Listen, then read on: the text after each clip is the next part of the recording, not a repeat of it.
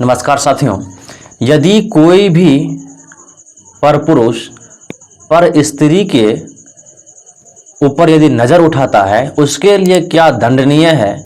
यदि कोई अपराध इस प्रकार का करता है, उसके ऊपर क्या दंड देनी चाहिए और ब्राह्मणों को किस प्रकार से दंड देनी चाहिए। यदि कोई भी शूद्र यदि किसी भी पर स्त्री को देखता है, यदि वह ब्राह्मण है, ब्राह्मणी है, तो साथियों उसे अलग प्रकार का दंड, उसे मृत्यु दंड दिया जाता है। लेकिन ब्राह्मण यदि किसी पर स्त्री को यदि नजर उठा के देखे या उसके साथ कुछ करे तो उसको मृत्यु दंड नहीं दे सकता है। तो इन सभी बातों की चर्चा हम लोग साथियों इस वीडियो में करने वाले हैं। मनुस्मृति का 8वां अध्याय में हम लोग देखेंगे श्लोक संख्या 352 से हम लोग देखेंगे।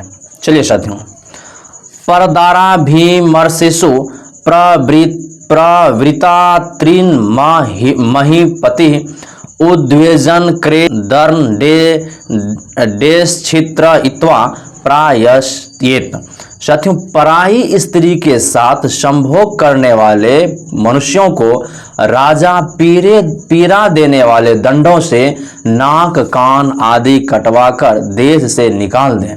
यदि कोई भी पुरुष पर स्त्री के साथ यदि संभोग करता है तो साथियों राजा जो है उसका नाक कान इत्यादि कटवाकर देश से क्या करे, निकाल दे उसको। आगे का श्लोक है साथियों, तत्समुत्थनो ही लोकस्य या जायते वर्ण संग्रह येन मूलहरो धर्म सर्वनाशाय कल्पते।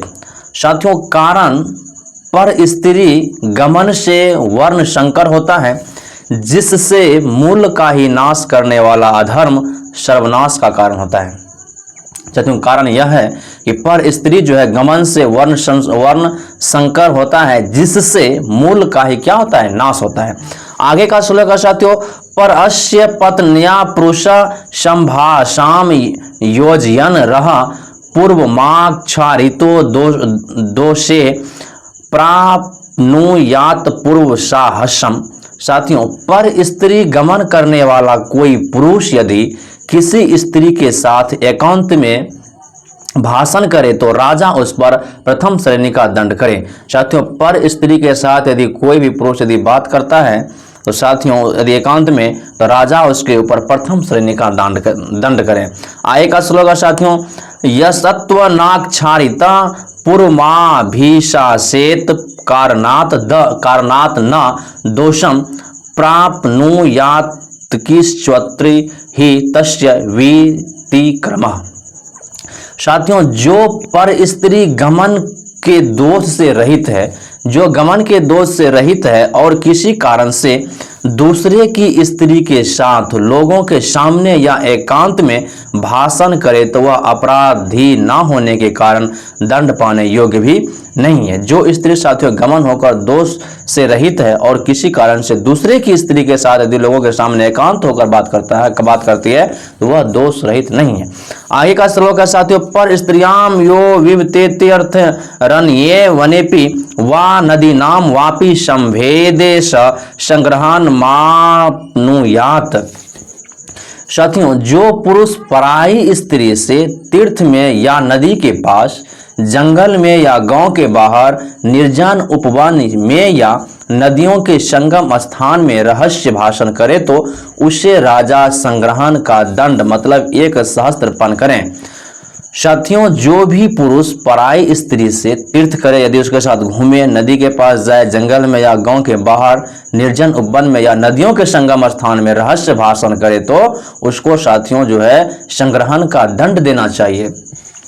आगे का श्लोक है साथियों, उपचार क्रिया लेकेली स्पर्शा भूषण वास शाम स खटवासनम चैव सर्वम संग्रहणम स्मृतम। साथियों, पर स्त्री के पास माला, फूल, इत्र आदि भेजना, उसके साथ हंसी दिलगी करना, आलिंगन करना, उसका भूषण वस्त्र छूना उसके साथ चारपाई पर बैठना, ये सब शास्त्रों में संग्रहण कहे गए हैं। साथियों, पर स्त्री के पास जो साथियों माला, फूल, इत्र आदि भेजना, उसके साथ हंसी, दिल लगी करना, आलिंगन मतलब संभोग करना, उसका भूषण वस्त्र छूना, उसके साथ चारपाई पर बैठना, ये सब शास्त्रों में संग्रहण कहे गए। इस सब का जो शास्त्रों में इसका संग्रहण कहा गया है। आगे का श्लोक है साथियों, स्त्रियाम अस्पृश्येद देश से यह अस्पृष्टो वा मर्ष्येत था पर अस्पर्श्यानुमते सर्वम संग्रहणम अस्मृतम। साथियों, कोई पुरुष पर स्त्री के स्पर्श ना करने योग्य अंग को स्पर्श करे अथवा उसको अपने अंग स्पर्श करने पर कुछ ना बोले, यह सब परस्पर के अनुमोदन से होने वाला संग्रहण ही है। साथियों, कोई भी परस्त्री जो है यदि परस्त्री को स्पर्श करने योग्य यदि अंग को स्पर्श करता है अथवा उसको अपने अंग स्पर्श करने पर कुछ ना बोले, उसको साथियों वह स्त्री जो है उसको कुछ नहीं बोलेगा। आगे का श्लोक है साथियों, अब्राह्मणा संग्रहणे प्राणांत दंड मर्हति चतुर्नामपि वर्णानाम दारा रक्षयत मा सदा।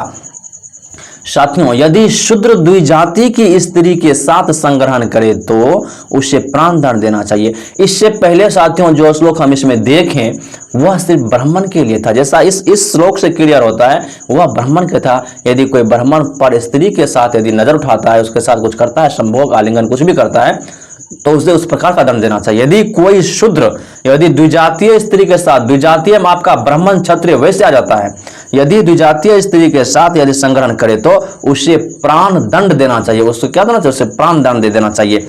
चारों वर्णों को सबसे अधिक अपनी स्त्रियों की सदा रक्षा करनी चाहिए। तो जो चारों वर्ण है, चारों वर्णों में सबसे अधिक रक्षा जो स्त्री की करनी चाहिए।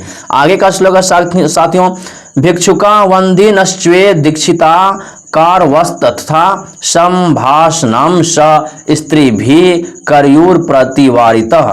साथियों, भिक्षुक, भाट, दीक्षित और सुपकार लोग गृहस्थ पत्नी से, गृहस्थ पत्नी मतलब हो गया साथियों कार्यवश, बेरोक बात कर सकते हैं। साथियों, जो भिक्षुक है, भाट है, दीक्षित है और सुपकार लोग गृहस्थ पत्नी जो कामगार पत्नी है उसके साथ साथियों बेकार की बात कर सकते हैं, बेकार बात आप कर सकते हैं। आगे का श्लोक है साथियों, न संभाषम परस्त्री भी प्रतिषिद्धम समाचरेत निषिद्धो भासमान अस्तु सुवर्णम दंड महर्ति। साथियों, गृहस्थ जिस पुरुष को मना कर दिया हो वह उस गृहस्थ की पत्नी से बात ना करें। गृहस्थ साथियों जिस पुरुष को मना कर दिया है वह पुरुष उसके गृहस्थ की पत्नी से बात नहीं कर सकता है। मना क्या हुआ, पुरुष यदि भाषण करे तो वह 16 मास स्वर्ण का दंड पाने योग्य, यदि वह बात कर लेगा तो 16 मास जो है दंड पाने योग्य हो जाएगा। आगे का श्लोक है साथियों, नेस चारना दारेशु विधिर्नात्मोपजी विषु सज्जयन्ति ही ते नारित्री गुढ़ाश्वर यंती च।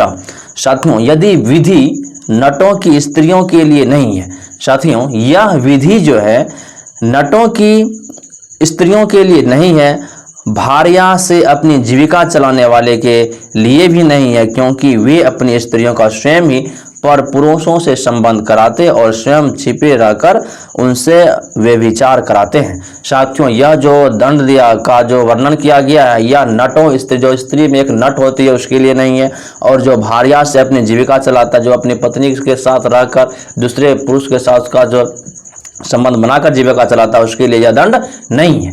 तो साथियों, ब्राह्मण के लिए यदि कोई ब्राह्मण किसी पर स्त्री को देखता है तो उसके लिए अलग दंड है। यदि शूद्र देखता है द्विजातीय को, यदि ब्राह्मणी को देखे या कोई क्षत्रिय की लड़की को देखे या वैश्या लड़की को देखे तो उसके लिए दंड है सिर्फ मृत्यु दंड। तो साथियों, क्या इस प्रकार का दंड उचित था? यदि होता तो सबके लिए बराबर दंड होनी चाहिए। आप अपनी राय इस वीडियो पे कमेंट बॉक्स में अवश्य दीजिएगा। मिलते हैं फिर नेक्स्ट वीडियो में। जय भीम, जय संविधान, नमो बुद्धाय, जय मूल्यवाद से।